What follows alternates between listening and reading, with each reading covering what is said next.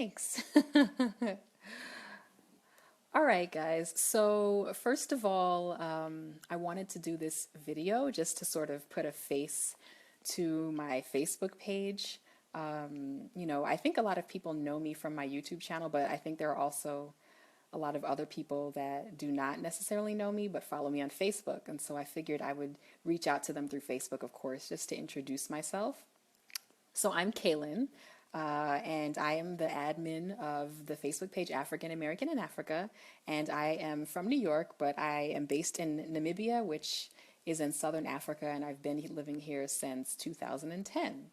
So that's just the quick synopsis about me.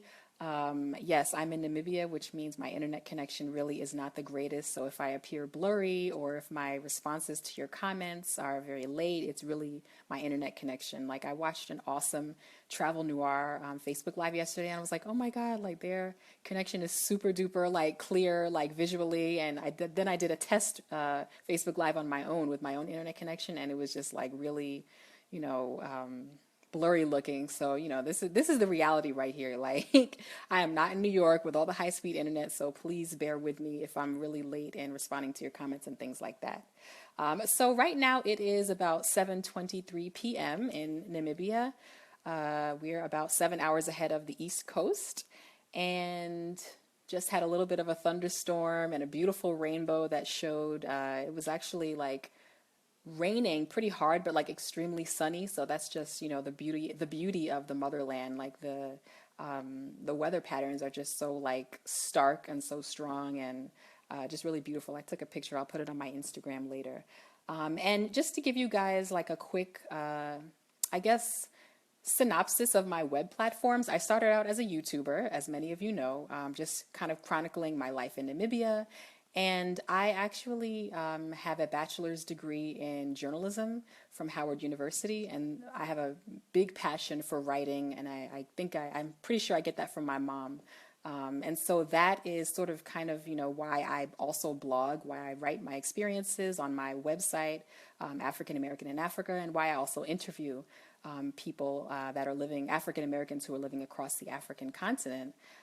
Because that really is what I've studied, and I've been, I did public speaking when I was in high school, and this is just really my passion, essentially, writing and culture, especially Black cultures, and, journalism and interviewing. I have worked as a journalist in Washington, D.C., and in Maryland right out of college, and even here in Namibia, I also worked as a journalist. So that's sort of my background in terms of, my expertise, at least in my blogging and my website, African American in Africa. So if you have not, really been aware of my website, please check it out, www.aainafrica.com. I post reflections on the website, as well as interview people who are living, African American specifically, and I want to expand into others in the African diaspora.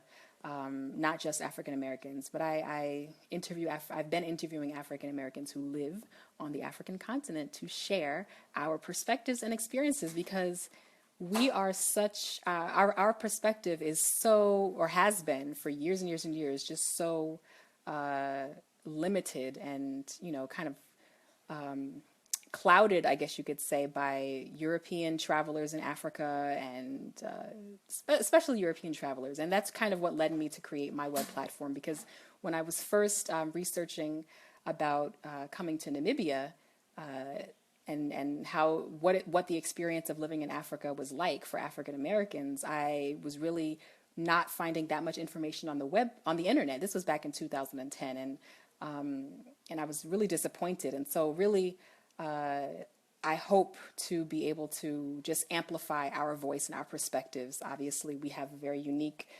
experience on the continent because of our ancestry, and therefore our voices need to be heard. The travel industry in Africa should not be dominated by white tourists that love going on safaris. You know what I mean?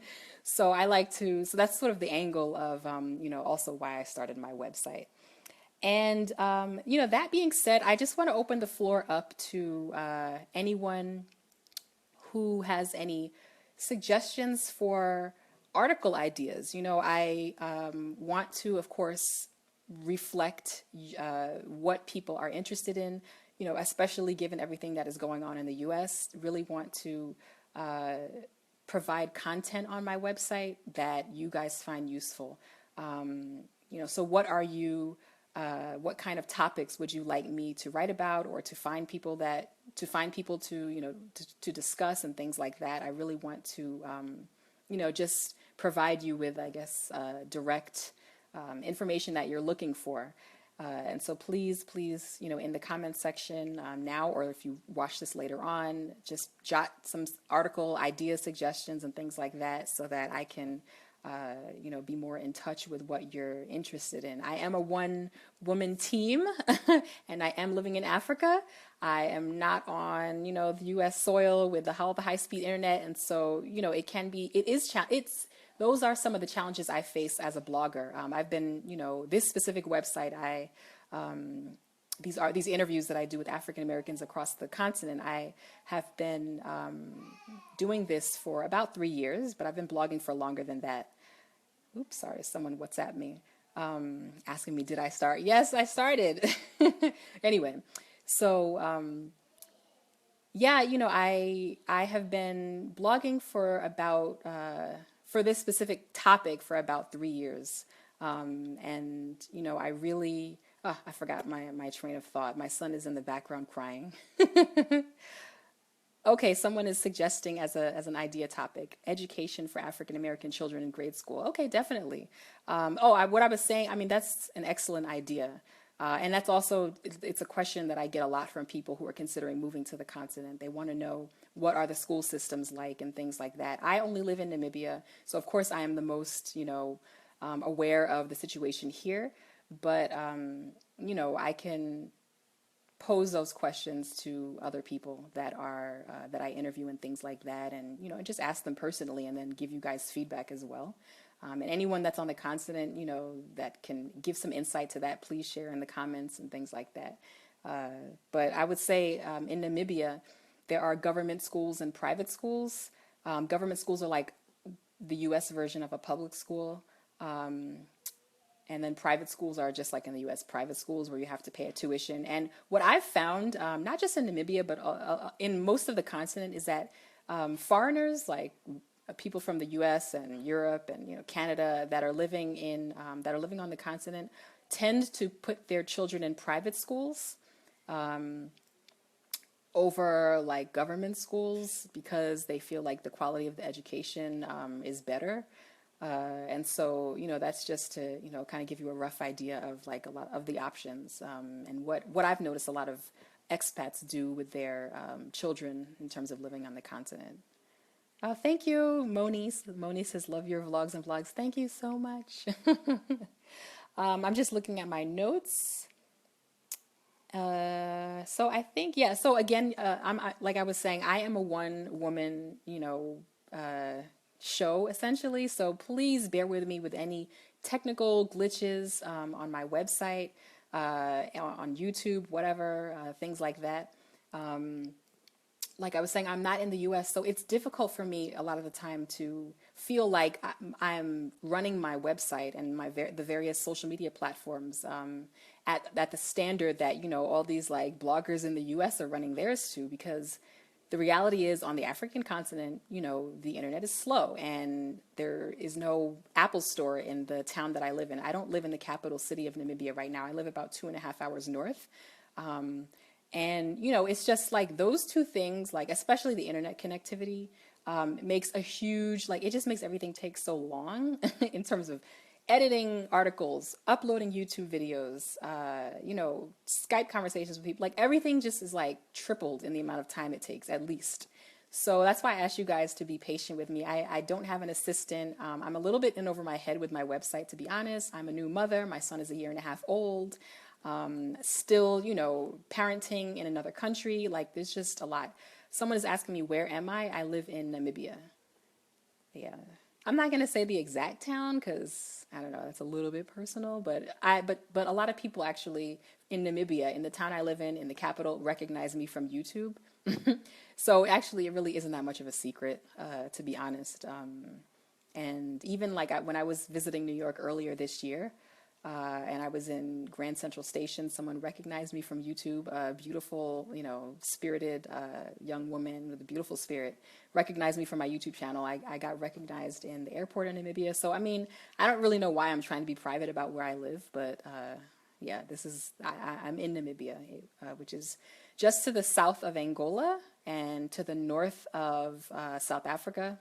And then Botswana is to the east, Zambia is to the east, Zimbabwe is to its east, and then on the west is the Atlantic Ocean. Someone is asking what language do they speak in Namibia? There are many different languages. The official language is English. Then there's also Afrikaans, which is like a holdover, I guess you could say, from apartheid. And then there are the mother tongue traditional languages. Oshiwambo is one language. That's my husband's mother tongue. That's the largest tribe in the country. Ochiherero is another language. So yeah. Someone is asking me, how are Black Americans received in general? Thanks for the question. I really appreciate, you guys chiming in. I would say, we're received pretty well. Yeah, we're received pretty well. What I remember from like when I first arrived in Namibia is just that people did not have, at least where I was living, where I was teaching and working in the northern part of Namibia, which is a bit like rural, very, very small town, lots of villages type of environment. People did not have hardly any experience with Black Americans, African Americans at all. And so it was more so of like, if anything, maybe what they had seen on TV. There wasn't really any room for judgment right away because I was like sort of a nuance, I guess you could say. And then, like overall, like the thing is, people, I would say what I've learned is like people will be people no matter where you are. So like, you're going to meet jerks in Namibia, you're going to meet jerks in, Kenya, you're going to meet jerks in America, you're going to meet jerks in like, you know what I mean? Like, so like, I try not to stereotype Namibians in terms of how they welcomed me or generalize them in terms of how they welcomed me here. Because, you have good and bad apples. And that's one thing I have to keep reminding myself, like all over the world. So, it really, when I think back to when I first got here, people were extremely friendly to me, actually. The school that I was teaching at, very, very, very welcoming.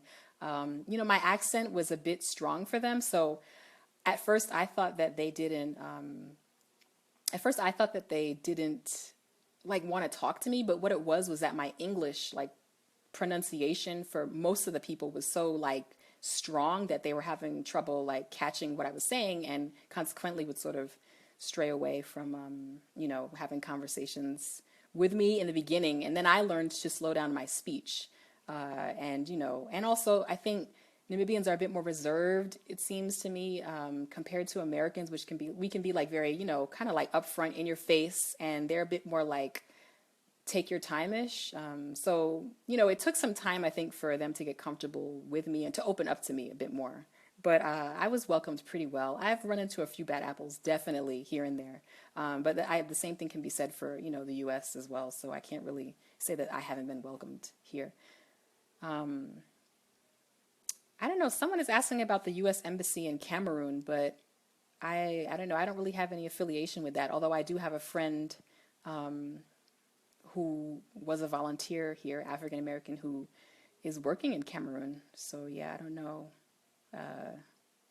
About that. I can't answer your question about the U.S. Embassy there. So yeah, Facebook is telling me the number of people watching my video is increasing. Okay.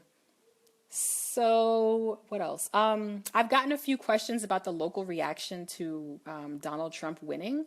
What I have noticed essentially is conversation about basically maybe this will be, what it takes for Africa to really stand up on her own 2 feet more. And so, if Donald Trump's approach to, if his administration's approach to trade, for example, and foreign policy with African nations is negatively or sort of shrinks, I guess you could say, or scales back, given, their personal approaches, people are saying, well, on the other hand, this will force African nations not to be so dependent and so reliant on foreign aid and things like that from the US and other nations, which I do agree with, actually. So, yeah. Someone's asking, is there religious freedom? Definitely, definitely. There are a few mosques in the capital. The most widely practiced religion here is Christianity. There is a lot of that born again movement, I would say, which I kind of, have my own opinions about a little bit. They're a little bit extreme, a little bit aggressive. But yeah, nobody, it's that this is not the type of society where people are persecuted really, for religious beliefs and things like that, at least openly, up front. But I think behind closed doors, sometimes things can get a little bit intense depending on, but yeah, but no one is, really, I haven't really seen any extreme attacks on, or conflicts or things like that. So yeah. Someone is asking, have you been in a situation that you've had to explain to African natives that not all African Americans believe in negative stereotypes that we've been told about the African continent? Not all African Americans believe in negative stereotypes. Yeah, I mean, actually, I'm that person. It kind of irks me when people talk about generalizing African nations, but then they talk about it in a way that generalizes African Americans. Like, not all African Americans think that Africa is a country. You know what I mean? Not many African Americans, millions, I'm sure, are aware of, the tribal aspects of the continent. Things like, I feel like in trying to, not stereotype the African continent, we end up stereotyping like a lot of people in the diaspora, specifically African Americans, and that's why I wrote an article about misconceptions and healing the divide within the African diaspora. Because of those types of things, I just feel like, it goes both ways, and everyone needs to just, get a grip and just, calm down and just think, a bit before we just throw out these comments and things like that. So, I mean, I've done that on social media. In Namibia, I have not encountered that conversation, but I have seen, comments stereotyping African Americans' understanding of Africa on, certain YouTube channel videos, certain Facebook pages, and I'm just like, ugh, it's just ridiculous, or whatever. The stereotyping is really going actually both ways, but people don't really talk about that much. But it's just don't underestimate, African Americans. I mean, I went to Howard, which has an African Studies department. I don't know if it may have been one of the first in the country. I could be wrong on that. But don't underestimate, a good portion of us that, although we don't know everything about the continent, many Africans also don't know everything about the continent. There's a good sizable portion of us who actually study the continent, get PhDs, want to visit, are open to learning and unlearning and things like that, and will not come here and be offensive about food. You know what I mean? We're sensitive. So, that's definitely, I hope that answers your question. But yeah, I'm usually kind of that mindset, just reading comments and stuff like that. But I try not to argue with people on social media because that's just, not my thing, and it just drains your energy. And but I have noticed that conversation, and, that's my opinion on that. So yeah. Thank you so much for the question. That's an excellent question, actually.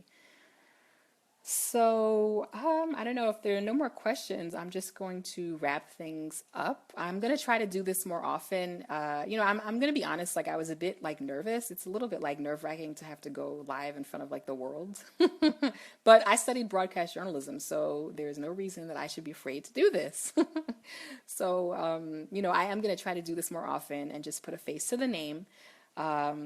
You can definitely follow me on YouTube. If you don't know me, I have a YouTube channel. It's Afro-American in Africa. I have videos of my wedding because I got married in Namibia in 2014 in the northern part of the country to a Namibian, in a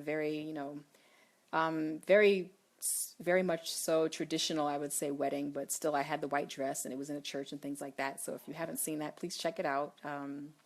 So that's my YouTube channel. My last video was about me getting my wisdom teeth removed here. I just, like, about 2 weeks ago had 3 wisdom teeth removed here, and that was, a nerve-wracking experience. But contrary to the stereotypes about healthcare in Africa, it was not bad. My recovery was amazing. Like, I mean, hardly that much pain at all. So, there are just so many misconceptions, understandably, because many people have not been here and had the time to experience a lot of what life is here. Again, I've been here for 6 years. So I don't know. Someone is saying, "What would you do for Namibia?" I don't quite understand that question. Maybe you can rephrase it. But what I do, I give it a lot of publicity, if that's what you're asking. I have, really given it a lot of publicity within the African American community. So a lot of people, Namibia is sort of kind of under the radar. So yeah, I think my videos have kind of given a lot of people, an idea into this country. I'm so proud of you when I saw your wedding. Thank you so much, Sharon. I appreciate it. Jade says, the video you did for International Wives was short. Why? No, actually, Jade, it was about 20 minutes long. It was put into 4 parts. And so if you go on International Wives onto her YouTube channel, you'll see that there are 4 videos actually. The admin of the channel just broke it up into 4 pieces because it was 20 minutes long. Okay, and someone's saying to make more videos, please. I try. It's like I said, I'm a one-woman show and raising a child and dealing with a pretty slow internet connection. So, I hear you, and you guys deserve more videos because a lot of you have been like really faithful to me throughout these years. So, I respect, and appreciate the interest. Thank you so much, Moni. Any more questions? Any more questions? I don't know if anybody else has any more questions. I don't want to make it too long. I don't even have any idea how long this has gone on for. But yeah, it's about 7:43. We started at 7:20. So yeah. But again, please, comment with suggestions for articles and things like that. If you know any other African Americans living on the African continent that have a great story to share, please send them to my website, AAinAfrica.com. Thank you so much. Someone's just thanking me, saying that I helped them tremendously. I really appreciate it. I'm so happy that we've met. Someone's asking if I'm married. Yes, I am. I'm married to a Namibian. I've been married since 2014, and the videos of my wedding are up on my YouTube channel, AfroAmericaninAfrica. So yeah, I guess I'm going to wrap this up. I also want to give like a special thank you to everyone who has ever been interviewed for my website. You guys are amazing and your stories have been phenomenal. Again, if you are not familiar with my website, please check it out, AAinAfrica.com, because I only live in Namibia, but I have published interviews with people, with African Americans living across the African continent, in Niger, Togo, over the years, Niger, Togo, Ghana, someone else in Namibia, Kenya, Nigeria, just all over, Cape Verde, Morocco, like many interviews, just to give you guys a better perspective and more detail on other countries, not just my experience in, because I only really am most familiar with Namibia. But that's why, I really encourage you to visit my website. Any questions, and, if you just don't have a clue where to begin on the continent, just read some of their stories and their reflections and things like that, just to sort of get your feet wet. Someone's asking me, do I plan on visiting other countries? Yes. Like, oh my goodness. I was just talking to a friend about how I really want to visit Angola, actually, which is just to the north of Namibia. I used to teach Angolan students here, and I just really fell in love with their culture. I first fell in love with Angolan culture, just watching them like dance to kizomba music in the clubs here. Like, wow. And then I ended up teaching Angolan high school students. So I really, want to see Angola. I really want to visit Mozambique.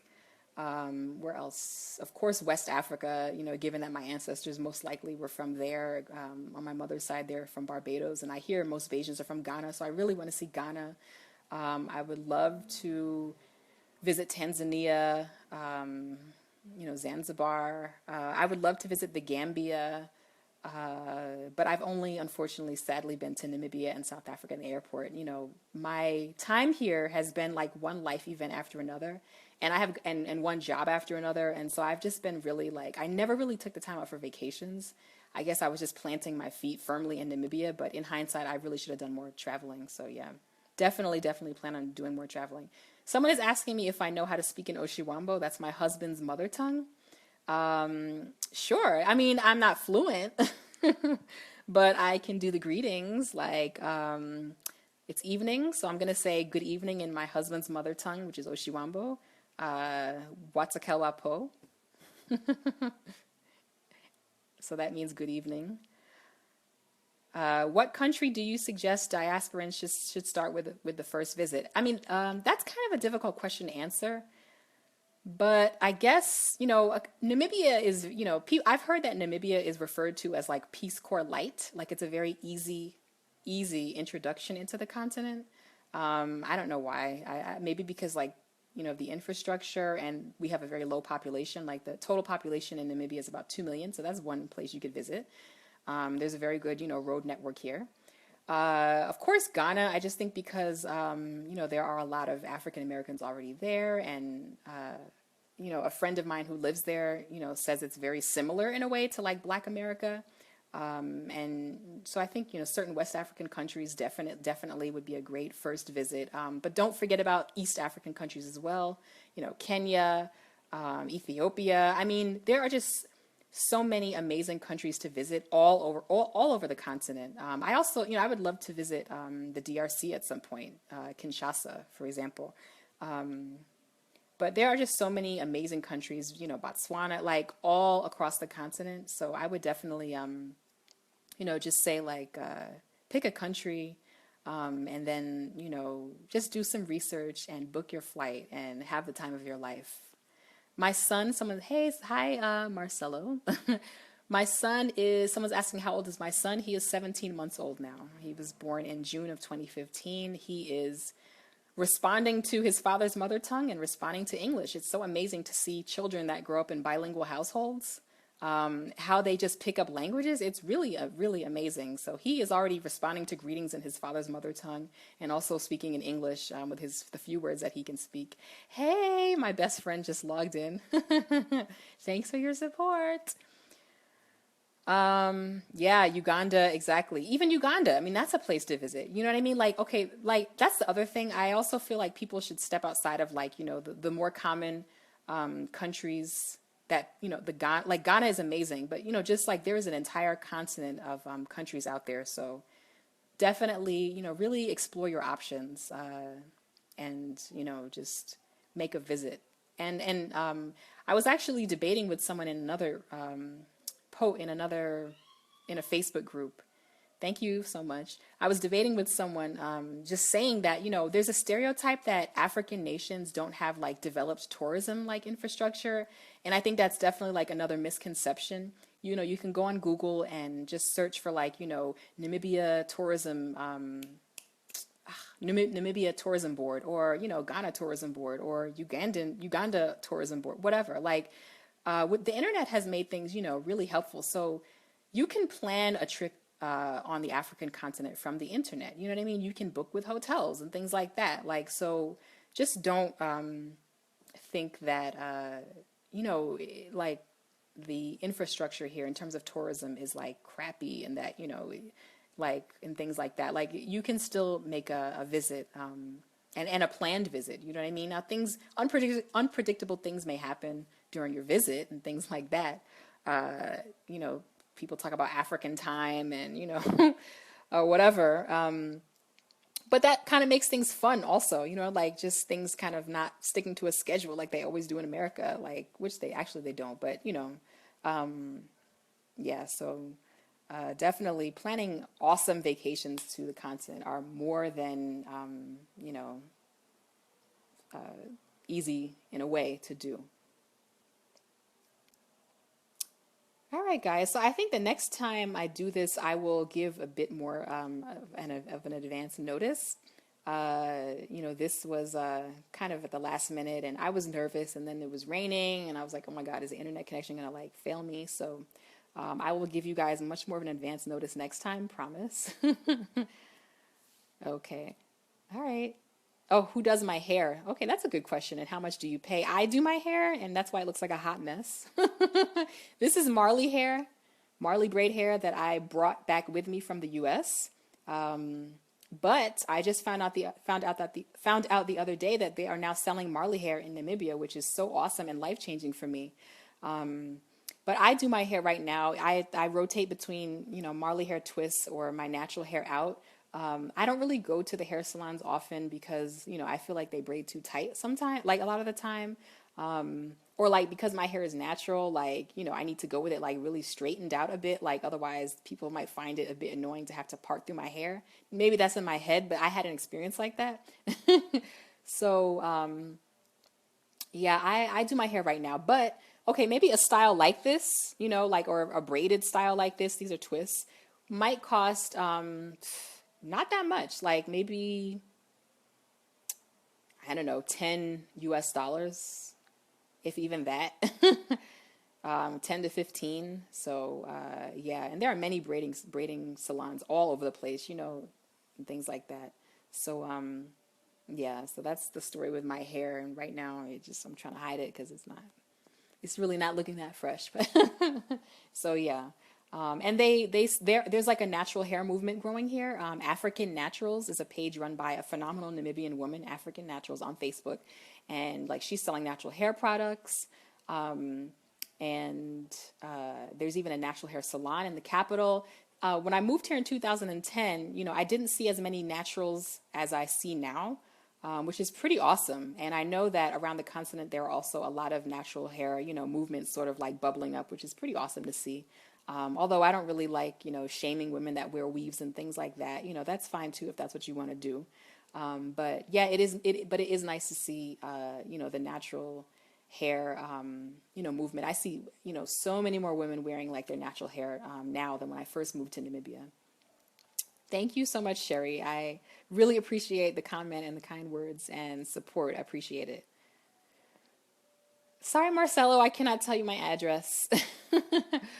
Anyway, all right, guys. So I'm going to wrap this up. I hope you enjoyed it. I really enjoyed this. You guys are awesome. I have such like warm-hearted and just supportive fans and, or followers. I'm not a celebrity, but followers from all over the world. And so I really appreciate all the support over the years and just sticking around with me. I really am trying to up the ante with my website and the content that I put out as well. Any suggestions, please put them in, in the comment section for ideas and topics for articles. Preparing for Africa, well, that's like a really, that's such a big question. Like, that deserves a blog post. But one thing I will say is that I think I overpacked when I first moved here in 2010. You can get contact lenses here. You can get, I can literally, in Namibia at least, I feel like I overpacked because I can pretty much find just about anything that I packed with me during my first move in the capital city of Namibia. And I'm sure it's the same for many other capital cities in Africa. So yeah, I would say that I definitely, in terms of packing, that's one thing. Of course, financially, save up if you can, make a visit if you can, connect with Africans in the US if you can. Hey, Marla, that's Marla in Nigeria. Hey, Mara. It's okay. You guys can watch it again if you just joined. But yeah, financially, I've seen people suggest saving and things like that. Obviously, that kind of goes without saying. About jobs, O'Neill, I have a video on my YouTube channel, Job Hunting on the African Continent. My YouTube channel is AfroAmericaninAfrica. And I did put up a video about job hunting. A lot of people said that, you should come here thinking about entrepreneurship. Yeah, I did post a video about job hunting with my tips, I guess you could say. Yeah, but back to the preparing. I also, Marla, this is Marla commenting. She is a blogger and I think teacher, African American or Jamaican American. I don't remember which one. Sorry if I got that wrong, but she's living in Nigeria, and she's just saying that she brought 2 suitcases with her to Nigeria. And that's also what I did. I packed 2 suitcases when I first came here, but I could have narrowed that down to 1. So yeah, the packing, don't overdo it too much, depending on the country. Now, some countries have, it's true, some African countries have a lot less of a selection than where I live. But I don't know. But then even if they have a lot less, I feel like just you can end up making do with what you have. Like the main things, if you want to stay at home, is if you want to stay in touch with people at home, is of course your phone, your computer, your chargers, and things like that. But a lot of the little things that I first moved here with, like the clothing, I brought way too many clothes, way too many socks, way too many underwear. It was just over the top. So I brought a sleeping bag. That was